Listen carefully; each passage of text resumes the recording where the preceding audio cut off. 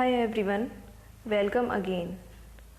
हम पढ़ रहे हैं 6 to 12th NCERT साइंस, जिसमें हम जो चैप्टर पढ़ रहे हैं वो है द्रव्य की अवस्थाएं, जिसमें हमने द्रव्य की अवस्थाएं ठोस, द्रव, गैस पढ़ा, उनके गुण पढ़े, दाब के बारे में पढ़ा, विरूपण के बारे में पढ़ा, प्रत्यानयन बल पढ़ा, पृष्ठ तनाव पढ़ा,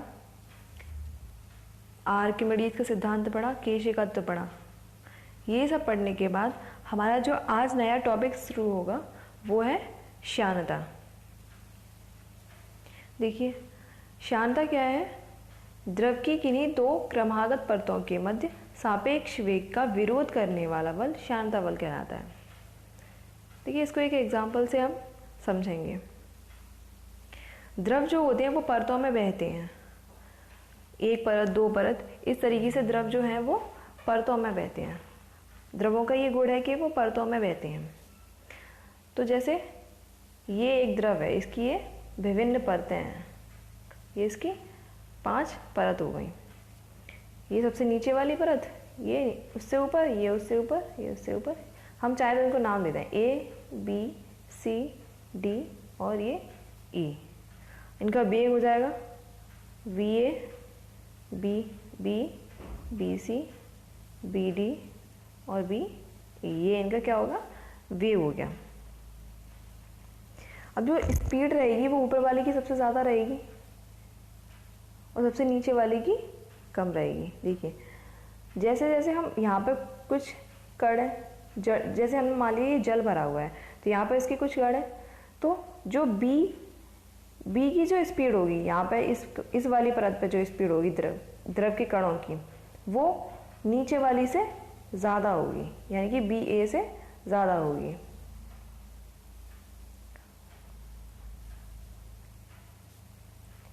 तो ये हो गया हमारा एक बात कि स्पीड किसकी ज़्यादा होगी। अब रहते हैं कोहेसिव फोर्स ज़्यादा होता है सबसे नीचे वाली परत पर।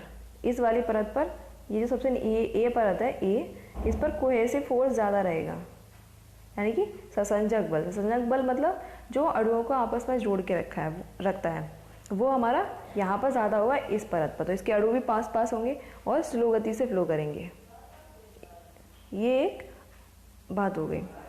अब जब ये जो सबसे नीचे वाली परत होगी, जो हमने अभी बनाई थी, जो सबसे नीचे वाली परत होगी A, उसमें अगर कोई द्रव यहाँ बह रहा है तो दूसरे वाले में थोड़ा आगे बहेगा, क्योंकि उसका वेग ज़्यादा है। जो VB है वो ज़्यादा है किससे? VA से। ये हम पहले बता चुके हैं। तो वो थोड़ी आगे बढ़ेगी।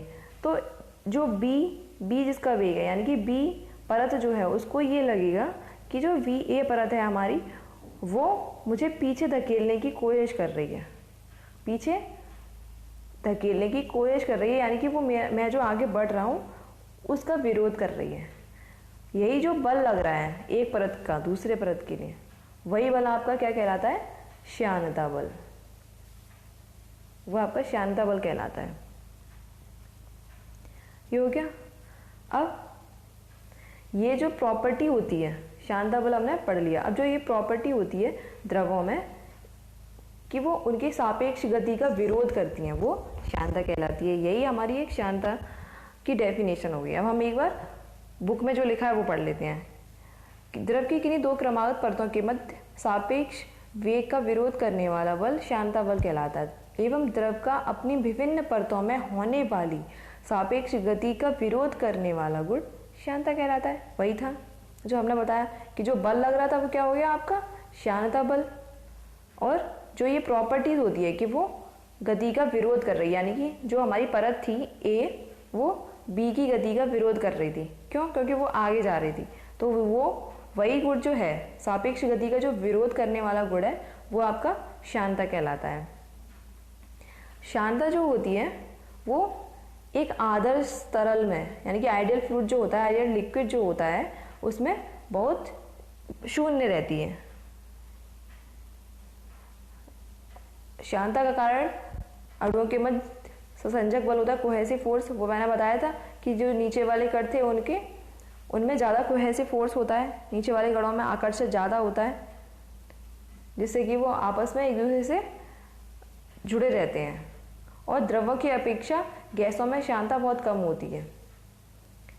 जब द्रवों के ताप में हम वृद्धि करते हैं, यानी कि हम द्रव को गर्म करेंगे, जैसे जैसे द्रव हमारा गर्म होता जाएगा तो जो हमारी श्यानता है ना वो घटती जाएगी। द्रव के गर्म होने के साथ जैसे जैसे द्रव गर्म होता जाएगा श्यानता घटती जाएगी। जबकि गैसों में क्या होता है, गैसों में जब श्यानता बढ़ेगी, ताप बढ़ेगा तो श्यानता भी बढ़ेगी। गैसों में उसका प्रोपोर्शनल होता है। अब हमारे कुछ लिक्विड होते हैं, जैसे ग्लिसरीन हो गया, है ना, और शहद हो गया। ये हमारे बहुत गाढ़े लिक्विड होते हैं, बहुत गाढ़े होते हैं। तो क्या होता है इनमें कि जो गाढ़े द्रव होते हैं उनमें श्यानता अधिक होती है। जितना द्रव ज़्यादा गाढ़ा होगा श्यानता उसकी उतनी ज़्यादा होगी। तो ये गाढ़े द्रव पतले द्रवों की अपेक्षा अधिक जल्दी ठहर जाते हैं, क्योंकि वो ज़्यादा फोर्स लगा देते हैं, इस वजह से वो जल्दी ठहर जाते हैं। नेक्स्ट हेडिंग है हमारा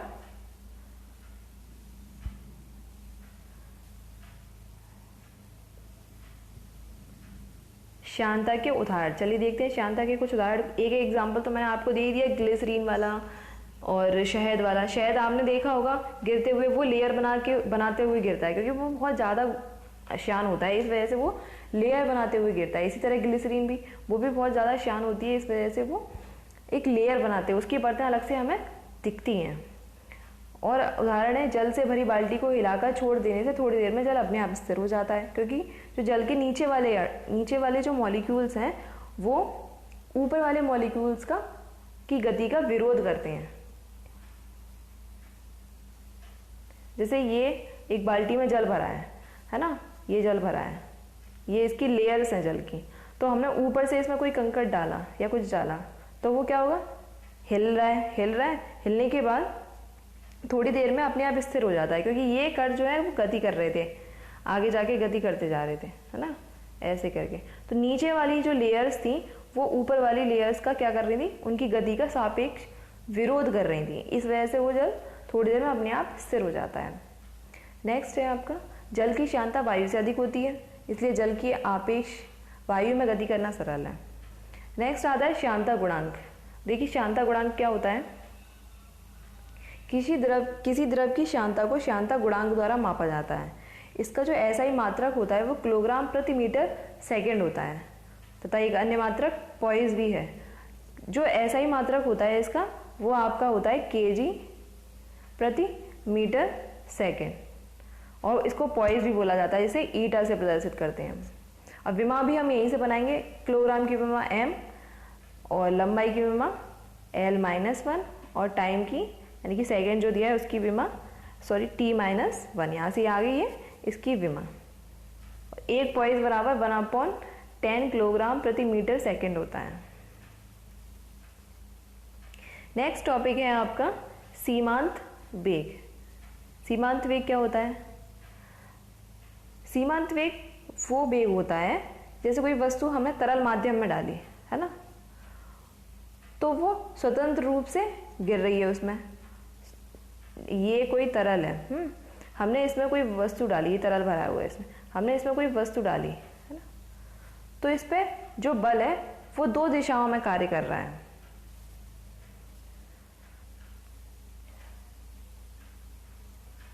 तो उस बल पर, उस वस्तु पर दो बल कार्य कर रहे थे। किस तरीके से, देखिए, एक उसको, ये जब वो बर्तन में गिर रहा है तो ऊपर से नीचे का बहने का जो गुण है ऊपर से नीचे की तरफ, वो आपका क्या हो गया, गुरुत्व बल। एक वो बल कार्य करता है। दूसरा मैंने बताया था आपको, एक बाउंसी फोर्स कार्य करता है, तो एक बाउंसी फोर्स कार्य कर रहा है ना, और एक श्यान बल भी कार्य कर रहा है कि उसके जो परतें हैं उनकी सापेक्षिक गति को जो विरोध कर रहा है वो एक श्यान बल भी कार्य करता है। तो एक इस जैसे जैसे ये गुरुत्वीय प्रभाव बढ़ता जाता है तो एक ऐसी स्टेट आती है जब बाउंसी फोर्स और श्यान बल इन दोनों का जो योग होता है वो आपका गुरुत्वीय बल के बराबर हो जाता है। इस टाइम पे क्या होता है कि जो वस्तु होती है वो एक नियत वेग से गति करती रहती है, कांस्टेंट हो जाता है उसका भी, जिस वेग से गिर रही थी उसी वेग से गिरती रहेगी। यही वेग कहलाता है आपका सीमांत वेग। एक नियत वेग जहाँ पर त्वरण शून्य हो रहा है वो आपका कहलाता है सीमांत वेग। अब सीमांत वेग के कुछ एग्जाम्पल है, जैसे कि आप पैराशूट, जब आप स्काई ड्राइवर वायुयान से कूदने के बाद अधिक तीव्र वेग से नीचे की ओर आते हैं, क्या होता है कि जैसे ही वायुयान से कूदेंगे तो पैराशूट में बाउंसी फोर्स कार्य करेगा, बाउंसी फोर्स और एक विस्कोसिटी वाला, है ना, वो दोनों का जो वैल्यू होगी वो गुरुत्व बल के बराबर हो जाएगी। वहीं पे आपका वेग नियत हो जाएगा एक, और वही वेग नीचे आते तक वही रहेगा हमारा। सीमांत वेग कम होता जाता है, जैसे इसमें ये लिखा हुआ है, आप लिखा हुआ देखते हैं हम, स्काई ड्राइवर वायुयान से कूदने के बाद अत्यधिक तीव्र वेग से नीचे आते हैं। जैसे ही वो कूदे बहुत तीव्र वेग से वो नीचे आने लगे, लेकिन कुछ समय पश्चात वेग को कम करने के लिए एक ज़्यादा तीव्र वेग से आएंगे तो वो नीचे जल्दी आ जाएंगे। पर वो क्या करते हैं कि वो पैराशूट को खोल देते हैं, जिससे उनके गुरुत्व बल के विरुद्ध, यानी कि ऐसे करके आ रहे थे उसके विरुद्ध एक अलग से फोर्स लगने लगता है, बाउंसी फोर्स वाला। उसकी वजह से क्या होता है कि जो आपका सीमांत वेग होता है वो कम हो जाता है, और वस्तु जैसे जो आते हैं हम नीचे वो एक नियत वेग से आते हैं। ये हमारा हो गया सीमांत वेग। नेक्स्ट टॉपिक आपका रहेगा स्टोक्स का नियम। स्टोक्स का नियम देखिए क्या है, किसी तरल माध्यम में स्वतंत्र रूप से गिरते हुए गोले अथवा किसी वस्तु पर माध्यम की सतह द्वारा आरोपित श्यान बल का मान उस गोले की त्रिज्या, तरल की श्यानता तथा सीमांत वेग पर निर्भर करता है। कोई तरल है, उसमें कोई गोला या फिर कोई वस्तु गिराई गई है ना, तो उस पर लगने वाला जो श्यान बल होगा वो उस गोले की त्रिज्या पर निर्भर करेगा। उसमें मतलब वो उसकी त्रिज्या कितनी है उस पर निर्भर कर देगा, और जो तरल है वो कितना श्यान है इस चीज पर निर्भर करेगा। वो जितना ज़्यादा श्यान होगा उसके हिसाब से उसका जो बल का मान होगा वो चेंज हो जाएगा। और सीमांत वेग मतलब वो किस नियत वेग से आ रहा है उस पर डिपेंड करेगा श्यान बल का मान। इसे एक फॉर्मूले से भी व्यक्त किया जाता है, जो ये लिखा है F बराबर 6 पाई ईटा आर वी, जहाँ पर आपका ईटा क्या है, श्यानता गुणांक, और आर आपकी त्रिज्या, वी आपका वी। नेक्स्ट टॉपिक रहेगा आपका धारारेखीय प्रवाह, स्ट्रीमलाइन फ्लो। धारारेखीय प्रवाह क्या है? धारारेखीय प्रवाह वो है कि जैसे कोई एक प्रवाह का मार्ग है, उस पर चलने वाले सारे कण उसी स्थान से होकर गुजरेंगे जिससे कि पहला वाला होकर गुजरा। जैसे पहला वाला यहाँ से होकर गुजरा है ना, पहला वाला यहाँ से होकर ऐसे करके गुजरा, तो बाकी जो पीछे वाले कण भी आएंगे वो भी इसी स्थान से होकर गुजरेंगे। इसी को कहते हैं आपका धारारेखीय प्रवाह। डेफिनेशन भी देखते हैं एक बार। द्रव का ऐसा प्रवाह जिसमें एक ही बिंदु से गुजरने वाले द्रव के सभी कण एक ही पथ से होकर गुजरते हैं। यही मैंने बताया कि एक ही पथ से होकर गुजरते हैं। इसी प्रकार के प्रवाह हमें धारारेखीय प्रवाह कहलाता है। इसी प्रकार के प्रवाह में द्रव कणों के चलने का मार्ग धारारेखा कहलाता है, और इसी में जो द्रव चल रहे हैं वो उनका एक मार्ग बन रहा है, उसको क्या कहते हैं हम? धारारेखा कहते हैं।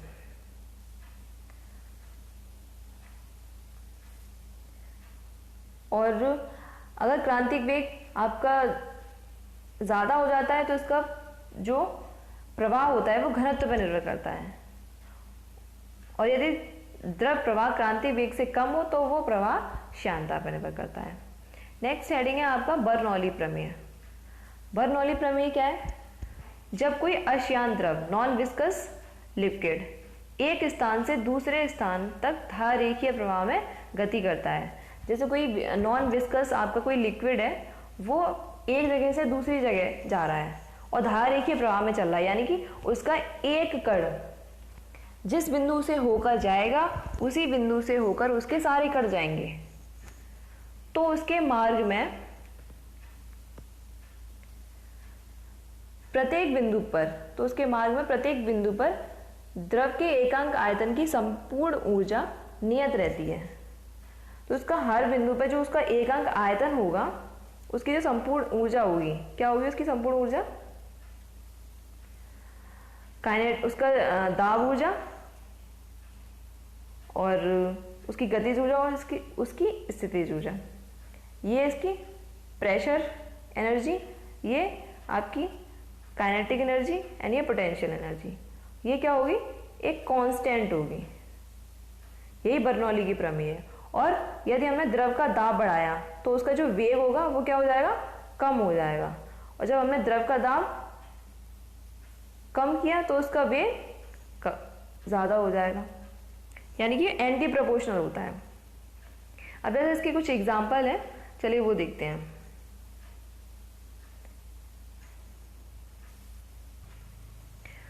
फर्स्ट एग्जाम्पल है हमारा क्रिकेट गेंद का स्विंग होना। जब हम गेंद को तेजी से फेंकते हैं तो उसको एक तरफ स्विंग कर देते हैं।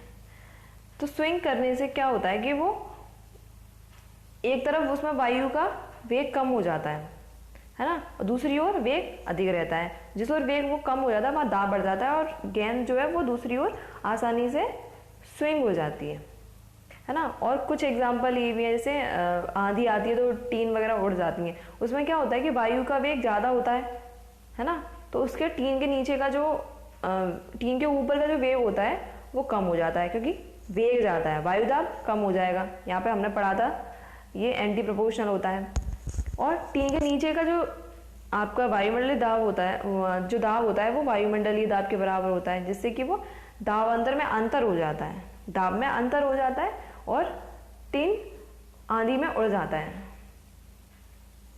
ऐसे जब आपने प्लेटफॉर्म पर देखा होगा कि गाड़ी बहुत तेजी से आती है ना, वेग उसका ज़्यादा होगा और जब वेग ज़्यादा होगा तो दबाव ज़्यादा डालेगी, है ना, इसीलिए वो प्लेट जो वहाँ पर यात्री खड़े होते हैं उनको अपनी तरफ खींचती है और गिरने का डर हो जाता है। यहाँ पे ये आपका चैप्टर द्रव्य की अवस्था है यहाँ पे फिनिश होता है। अब हम आगे आपको कुछ क्वेश्चंस कराएंगे, प्रीवियस ईयर क्वेश्चंस। देखिए फर्स्ट क्वेश्चन है आपका, वर्षा की बूंदें गोलाकार होती हैं क्योंकि। अब जब मैंने आपको पृष्ठ तनाव पढ़ाया था तभी मैंने आपको वर्षा की बूंदों के बारे में बताया था कि वर्षा की बूंदें गोलाकार क्यों होती हैं, किस लिए होती हैं, वो पृष्ठ तनाव के कारण। नेक्स्ट क्वेश्चन है आपका क्वेश्चन नंबर 2। क्वेश्चन नंबर 2 है आपका, वायुदाब मापी के पाठ्यांक में अचानक गिरावट निम्न में से किसका संकेत है। मौसम तूफानी होगा, मौसम वर्षा युक्त होगा, मौसम शांत होगा, मौसम बादल युक्त होगा। तो इसका फर्स्ट वाला सही है, मौसम तूफानी होगा, क्योंकि जो वायुदाब मापी है अगर उसमें ऊपर की तरफ जा रहे हो आप, है ना, अगर उसमें ऊपर की तरफ जा रहे हो तो इसका मतलब ये है कि आपका मौसम जो है वो साफ होगा। अगर उसमें नीचे की तरफ अगर उसका पाठ्यांक गिर रहा है तो इसका मतलब मौसम खराब हो जाएगा, मौसम खराब होता जाएगा, है ना। और जब ऊपर से अचानक नीचे की तरफ आ रहा है तो इसका मतलब मौसम जो है उसमें तूफान आने की संभावना है। नेक्स्ट आपका क्वेश्चन नंबर 3 रहेगा, साबुन के बुलबुले के अंदर का दाब वायुमंडलीय दाब से होता है। तो फर्स्ट ऑप्शन है अधिक होता है, कम होता है, आधा होता है और बराबर होता है। तो इसका सही आंसर होगा आपका अधिक होता है। अगर साबुन के बुलबुले का दाब अधिक होता है तभी वो बाहर आके फूटता नहीं है। अगर वायुमंडलीय दाब अधिक होता तो क्या होता, वो फूट जाता। नेक्स्ट क्वेश्चन है आपका क्वेश्चन नंबर 4, जब कोई जहाज नदी से समुद्र में उतरता है तो उस पर क्या प्रभाव होता है। तो वो कुछ ऊपर सा उठ जाता है, क्योंकि जो समुद्री जल का घनत्व होता है वो नदी जल के घनत्व से अधिक होता है, इसलिए उसका जो जहाज का जो स्तर होता है वो थोड़ा ऊपर की ओर उठ जाता है। क्वेश्चन नंबर 5 है, लैंप की बत्ती में तेल ऊपर चढ़ने का कारण है। ये तो बहुत अच्छे से समझाया था जब मैंने आपको केशिकत्व पढ़ाया था। तो इसका सही आंसर होगा केशिकत्व, क्योंकि लैंप की जो बत्ती होती है उसमें केश नलियाँ होती हैं, जिनकी वजह से जो आपका तेल होता है वो ऊपर पहुंचता जाता है, मिट्टी का तेल ऊपर पहुंचता जाता है और वो जलता रहता है। नेक्स्ट क्वेश्चन नंबर 6 है आपका कि बर्फ के पिघलने से इस पर क्या प्रभाव पड़ेगा। मतलब कोई लिक्विड है ना, तो उसमें बर्फ रखी है, ठीक है, ये बर्फ आपकी रखी है। अगर ये बर्फ पिघल जाए तो क्या प्रभाव होगा? आयतन बढ़ेगा, आयतन घटेगा, द्रव्यमान बढ़ेगा या कोई प्रभाव नहीं पड़ेगा।